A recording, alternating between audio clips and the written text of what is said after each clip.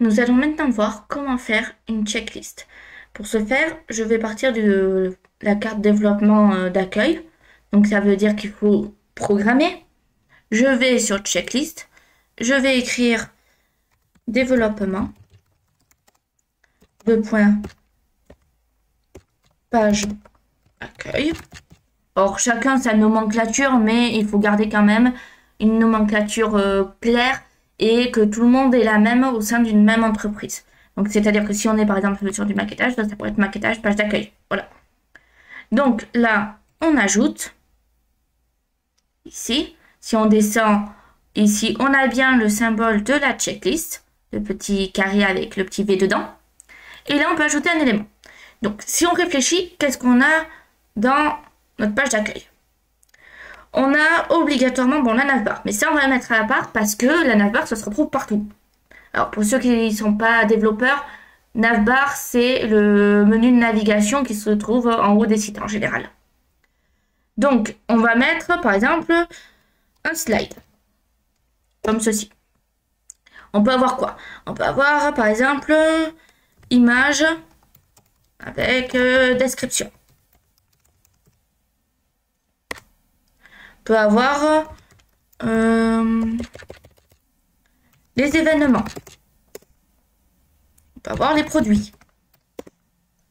Donc les événements. Hop. Canesse.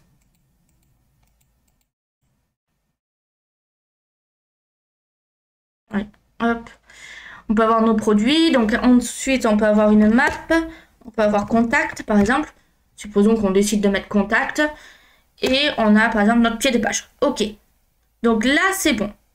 Très bien. Donc, comme je l'ai dit, il nous manque la navbar. Donc, on va mettre navbar ici. Très bien.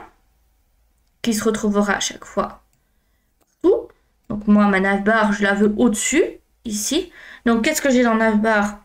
Je vais avoir l'accueil, enfin, le logo de l'entreprise. Simple. Je vais avoir accueil. Je vais avoir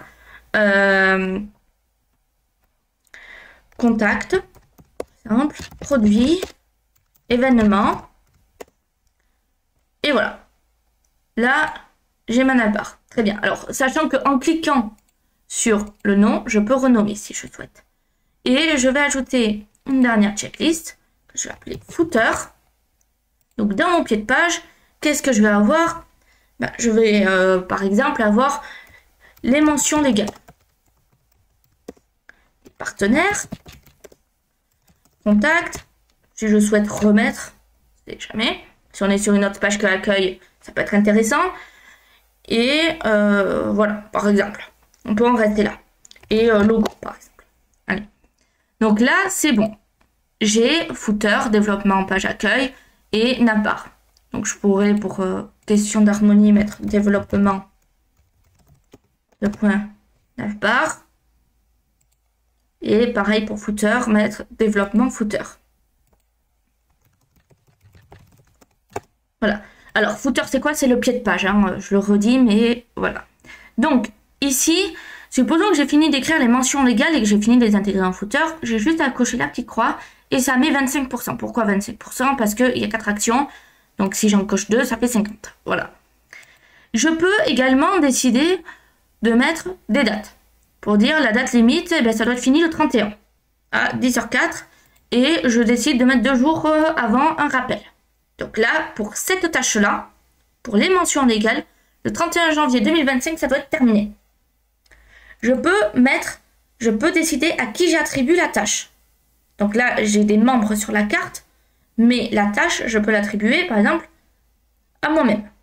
Parce qu'on ne l'attribue pas à une autre personne, pour rappel. On l'attribue à soi-même. C'est-à-dire, on choisit soi-même la tâche que l'on veut faire. C'est pas monsieur, je l'attribue pas à monsieur Y parce que j'ai envie de lui attribuer. Non, c'est moi qui décide.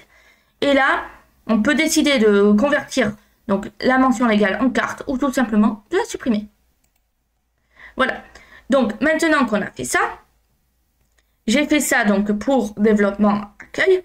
Je peux aller sur test 2. Et par exemple, comme je l'ai dit, on va réavoir besoin de la navbar. Donc, je récupère développement navbar. Je laisse le même titre et je fais ajouter. Comme ceci. Et là, j'ai développement navbar. Je n'ai pas besoin de le réécrire. Comme on peut le voir, tout est déjà écrit. Je peux faire checklist, choisir développement footer et ajouter. Et là, c'est bon. J'ai mon footer également. Pas besoin de le réécrire. Le gros avantage. Donc là, par exemple, supposons que là, je me le suis attribué. C'est normal que je sois attribué sur toutes les cartes. Parce qu'après, une fois que, par exemple, le footer est fait, je n'ai plus qu'à l'insérer partout sur toutes les pages du site. Je ne vais pas le faire uniquement pour la page d'accueil. Je vais le faire pour toutes les pages du site et ensuite on l'insère dans chaque page. Voilà un petit peu le tour pour les checklists.